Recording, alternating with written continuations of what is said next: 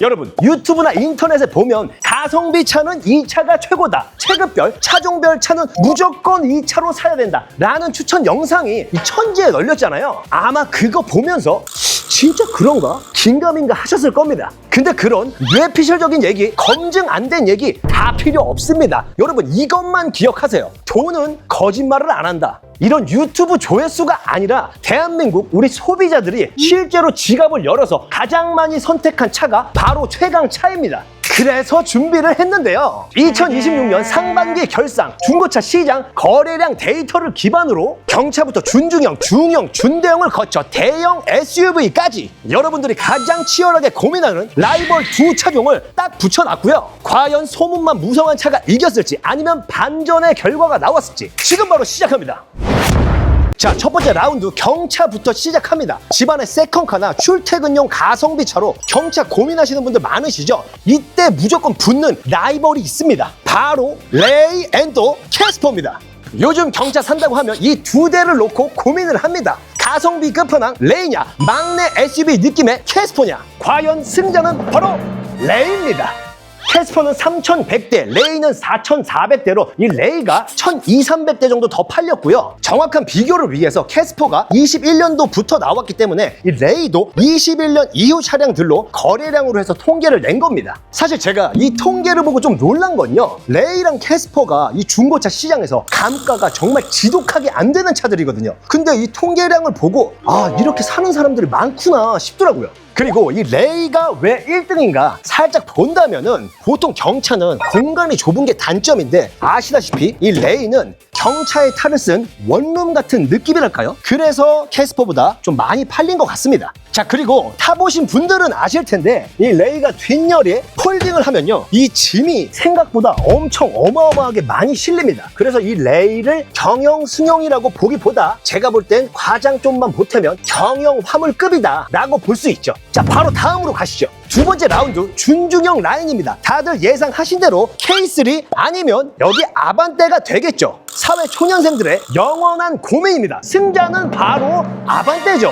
그런데 놀라운 건 이 아반떼는 판매량이 13,300대고 K3는 4,700대 밖에 안 됩니다. 생각보다 차이가 엄청 많이 나지 않나요? 그래도 약 한 10년 전쯤에는 K3가 약간 아반떼랑 비등비등한 느낌도 있었는데, 아반떼가 이 AD가 나온 이후부터는 사실 K3는 상대가 안 됐죠, 아반떼한테. 그리고 또 사실 더 그럴 수밖에 없는 게 이 아반떼는요, 이 자동차계의 국밥 같은 차입니다. 특별하진 않지만 그렇다고 딱히 실패도 없는 차 아반떼. 그리고 실제로 이 중고차에 문의 오시는 분들을 보면요, BMW 3 시리즈 보다가 G70으로 넘어갔다가 그 다음에 다시 아반떼로 오시는 경우, 이런 경우가 많지, BMW 3 시리즈 보다가 G70 보다가 K3로 가는 경우는 거의 없다고 보시면 됩니다. 그래서 이 아반떼가 K3보다 훨씬 더 많은 판매량을 차지하고 있는 거고요. 약간 이런 느낌이죠. 마치 다이어트 한다고 샐러드를 시켰는데 결국 육개장을 찾는 느낌. 그래도 한때는 이 디자인은 K3가 더 인기가 있었을 때도 있었는데 사실 이 대결은 너무 뻔했죠. 그렇지만 이번부터가 아주 박이 터질 겁니다. 다음으로 가시죠. 세 번째 라운드, 베이직 그리고 스탠다드의 정석이죠. 바로 중형 라인 소나타 그리고 K5입니다.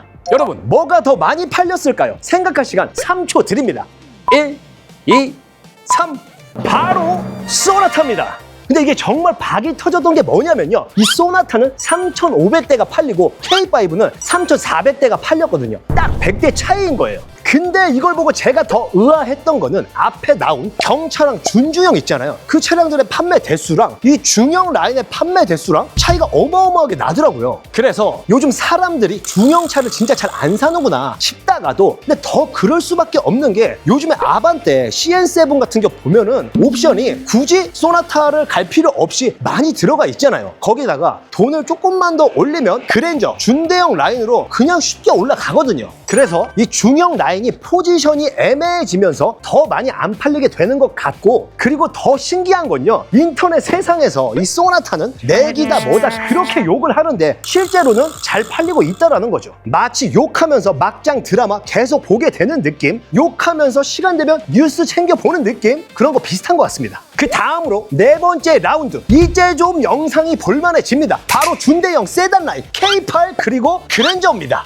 결과부터 바로 말씀드리면 바로 이 뒤에 그랜저인데 이 상당히 놀라운 결과를 볼 수가 있는데요. 이 그랜저는 5,300대가 팔렸고요. K8은 3,100대가 팔렸습니다. 생각보다 이 그랜저가 압도적인 차이로 많이 팔리진 않은 거죠. 이 통계도 그나마 정확한 비교를 위해서 이 K8이 21년도부터 나왔기 때문에 그랜저도 21년 이후에 판매된 차량들 그 통계로 비교를 한 건데요. 이 K8이 3,100대나 팔렸다? 생각보다 좀 많이 팔리지 않았나요? 그리고 추가로 알려드리면 그랜저는 꽤나 오래전부터 나왔잖아요. 그래서 20년 미만으로 이제 차종들의 판매량을 보면요. 정말 입이 떡 벌어집니다. 무려 11,600대나 팔렸습니다. 아니 여러분, 지금 경기가 그렇게 안 좋다는데 기름값이 올라가지고 아주 죽겠다는데 어떻게 레이랑 경차를 합친 대수보다 이 그랜저가 더 많이 팔렸을까요? 이거 어떻게 된 걸까요? 사실 이 그랜저가 많이 팔린 이유가요. 이 그랜저는 차이기도 하지만 직급이나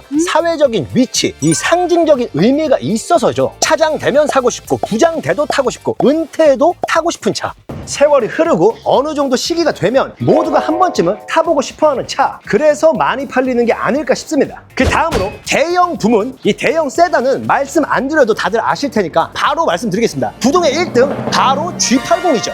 무려 7,100대가 팔렸고요. 이 RG3 모델 전기형 모델과 이 모델 두 차량을 다 합쳐서 통계입니다. 사실 뭐 말이 필요 없죠. 국산차 중에 대한민국 남자들의 종착지라 할 수 있는 차인데요. 호텔 발렛을 맡기든 비즈니스 미팅을 가든 이 제네시스 마크 하나면 신뢰도가 그냥 프리패스 되는 엄청난 품격을 자랑하죠. 고급스럽고 부담스럽지 않고 과하지 않은 적당히 성공한 느낌이랄까요? 그리고 결정적으로 너무 좋은 차를 타고 다니면 주변에서 돈 빌려달라고 아주 피곤하게 합니다. 그래서 제가 볼 땐 이 G80 정도가 딱 적당하지 않나 라는 생각이 들고요.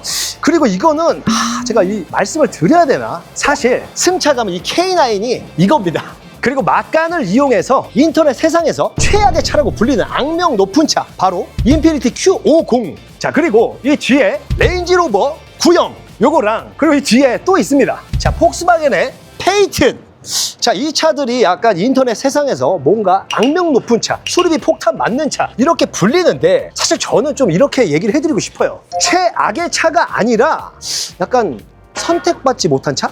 그리고 이 중고차 시장에서 많이 사용하는 언어 중에 우리가 순화해야 되는 몇 가지 단어가 있는데, 대표적으로 비싼 차라고 하잖아요. 아니요, 비싼 차라고 하면 사는 입장에서 막 바가지 써서 사는 것 같잖아요. 그러니까 비싼 차가 아니라 값이 더 나가는 차. 자, 그리고 싼 차라고 하잖아요. 그러면 막 내가 괜히 뭐 똥차 타는 것 같고 막 그런 느낌이 들잖아요. 그러니까 싼 차가 아니라 값이 덜 나가는 차. 자, 그 다음으로 세단 라인은 다 끝났고요. 이제 SUV로 넘어가겠습니다. 소형 SUV 시장을 씹어먹은 두 강자, 바로 코나 그리고 셀토스입니다. 코나가 2,700대고 이 셀토스가 3,600대가 팔리면서 역시나 우리가 예상한 결과대로 이 셀토스가 더 많이 팔린 모습. 이 셀토스는 한마디로 말하자면 SUV계의 아반떼 같은 역할을 합니다. 누구한테 추천을 해도 욕먹을 일이 거의 없죠. 젊은 사람도 좋아하고 부모님도 좋아하고 첫 SUV로도 딱 좋고, 이 중고차 시장에서 가장 무난하다는 건 가장 큰 장점이 되기도 합니다. 그리고 이 실내 공간이 제 차에 들어가서 보여드릴게요. 이렇게 뒷자리에 타보면 생각보다 좀 엄청 넓어서 이게 소형 SUV라고? 이런 생각이 드시고요. 레이보단 크고 스포티지보다는 조금 작지만 그래도 불편하지 않은 사이즈. 그래서 조심스럽게 이 셀토스를 비유하자면 약간 유재석님 같은 차입니다.